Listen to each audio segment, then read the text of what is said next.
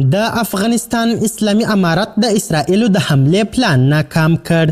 تازه د ایران معتبر رسنیو او ایرنا خبري اژانس خبر ورکړی چې د ایران جمهوریت دولت د افغانستان د اسلامي امارت په مرسته د اسرائیلو د هوایي حملې پلان شنډ او ناکام کړی. دا چې څنګه د ایران او افغانستان اسلامي امارت ځواکونو یو د بل په همکارۍ د اسرائیلو د حملې پلان شنډ کړی.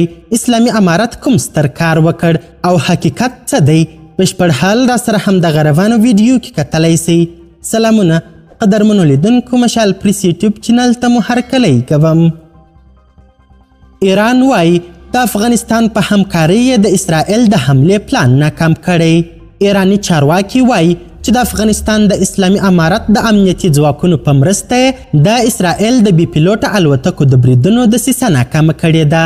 د ایران ایرنا خبري اژانس نن د خپل هیواد د چارواکو په قول راپور ورکړ چې د افغانستان د اسلامي امارت په استخباراتي همکارۍ 3 تنه چې د افغانستان او ایران ترمنځ له غرونو څخه پر ایران د بي پیلوټه الوتکو د انتحاري بریدونو نیت درلود نیولي دي. د ایران نړیوال تلویزیوني چینل هم وویل چې د افغانستان اسلامي امارت او د ایران د استخبارات وزارت د ګډو عملیاتو په نتیجه کې د ایران په ختیځ کې د اسرائیل د استخباراتي ادارې موساد د بي پیلوټه الوتکو د بریدونو دسیسه ناکامه سوې ده. د چینل همدا راز ویلي چې په دې تړاو 3 تنه نیول سوي کسان د ایران د تابعیت اسناد لري.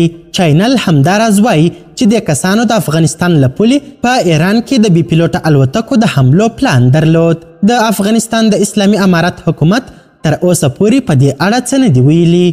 قدرمنو لیدونکو، د ویډیو له کتلو مو نړۍ مننه. د لا زیاتو او نور لحظه پر لحظه خبري مطالبو لپاره زموږ همدغه مشال پریس یوټیوب چینل سبسکرایب کړئ. تر بیا او بلې ویډیو ښه وخت ښې چارې. د الله په امان.